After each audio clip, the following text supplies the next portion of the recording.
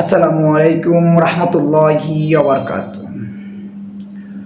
কোরবানির গরুর গোস্ত রুটি খাওয়ার আগাম নিমন্ত্রণ দাদা দিদির সাথে বংশসূত্রে প্রাপ্ত ফেরাউন তত্ত্ব সিলেবাসের ছাত্র মুসলমানদের বাচ্চারা, যারা ধর্ম যার যার উৎসব সবার রাষ্ট্রের সর্বোচ্চ পর্যায়ের ব্যক্তি থেকে যখন এই স্লোগানটি আমাদের মাঝে বিস্তার লাভ করে আর এটিকে আঁকড়িয়ে ধরে সে বংশসূত্র প্রাপ্ত মুসলমানেরা, যারা সে ফেরাউন তত্ত্ব সিলেবাসের স্টুডেন্ট ছাত্র, তারা এটিকে সমাজে, রাষ্ট্রে, পরিবারে ইমপ্লিমেন্ট করার জন্য কাজ শুরু করে দিয়েছেন। তাদেরকে আমি বলছি, আপনারা সামনে যে কোরবান আসতেছে, কোরবানি গরু জবাই হবে, কোরবান করা হবে, আপনাদের সে সকল দাদাদেরকে নিয়ে আসুন, দাদাদের সাথে বসে, দিদিদের সাথে বসে কোরবানি গরু দিয়ে, গরুর গোস্ত দিয়ে আপনারা রুটি খান। দেখি ধর্ম যার যার উৎসব সবার এটি কতটুকু আপনারা পালন করতে পারেন। যদি না পারেন তাহলে কেন সে প্রেরণী স্লোগানকে আপনারা হৃদয় ধারণ করে সেটাকে প্র্যাকটিস করে আমাদের দেশটাকে, সমাজটাকে কলুষিত করছেন।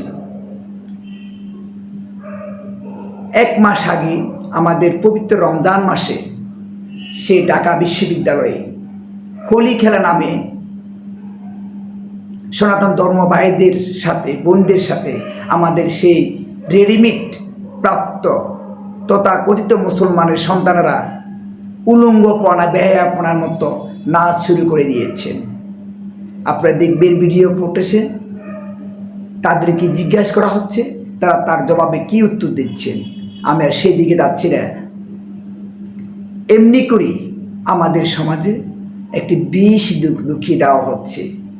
আমি ফেরাউন তথ্য, যারা আমার আগের পর্বে ফেরাউন তথ্যটি দেখেছেন, তাহলে আপনারা বুঝতে পারবেন কিভাবে ফেরাউন তথ্যকে আমাদের শিক্ষা সিলেবাসের মাধ্যমে ইনক্লুড করা হচ্ছে।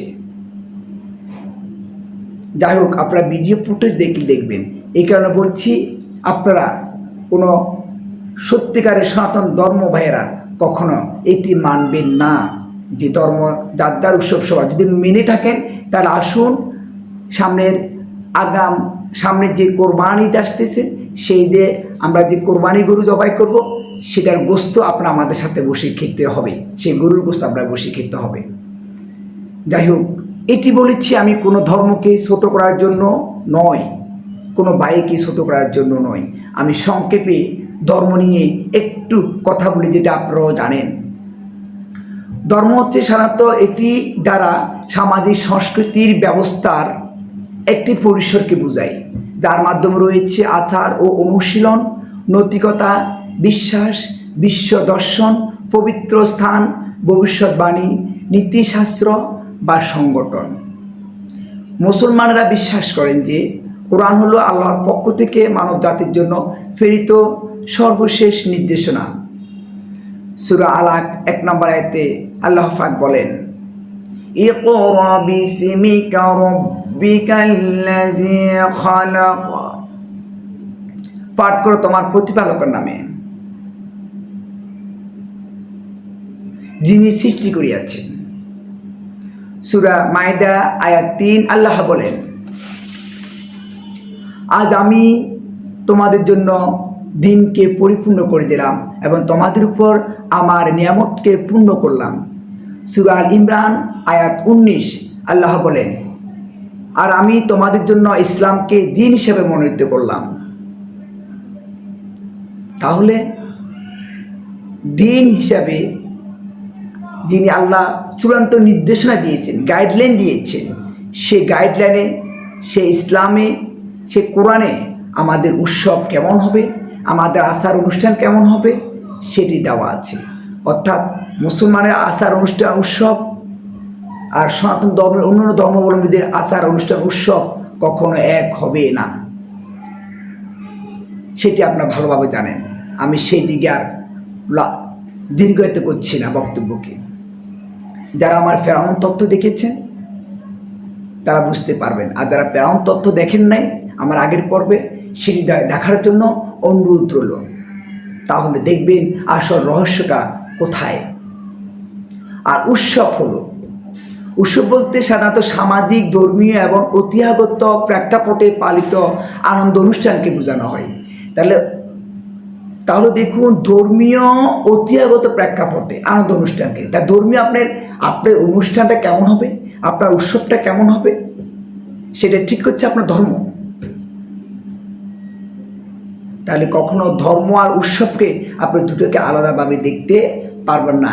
এতে করে শুধু ধর্মের অবমাননা হবে না, পুরা মানব সভ্যতার অবমাননা হবে। অর্থাৎ যেখানে ধর্মের অবমাননা হবে, ধর্ম বিরোধী কথা হবে, সেখানে কখনো মানব সভ্যতা টিকে থাকতে পারে না। কারণ ধর্ম হয়েছে মানবকে সভ্য করার জন্য, সঠিক পথে নিয়ে আসার জন্য, আলোর পথে নিয়ে আসার জন্য। প্রিয় ভাইয়েরা, আমরা এই ফেরাউনি চক্র থেকে আমাদের সারা মুসলিম বিশ্বের উম্মতকে, দ্বীনি ভাইদেরকে রক্ষা করতে হবে। অন্যথায় আমাদের যারা নতুন প্রজন্ম আসবে তারা সেই ফেরাউনি কায়দায় বড় হবে।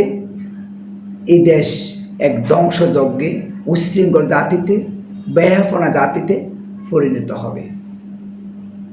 তাই হয়তো তাদেরকে রুখে দিতে হবে। আর না হলে আপনারা যারা রুখবেন না, তাহলে তাদেরকে আমার বাসায় আগাম ঈদের নিমন্ত্রণ রইল। আশা করি আমার নিমন্ত্রণে আপনারা সাড়া দিবেন। আসসালামু আলাইকুম রহমতুল্লাহি ওয়া বারাকাতুহু।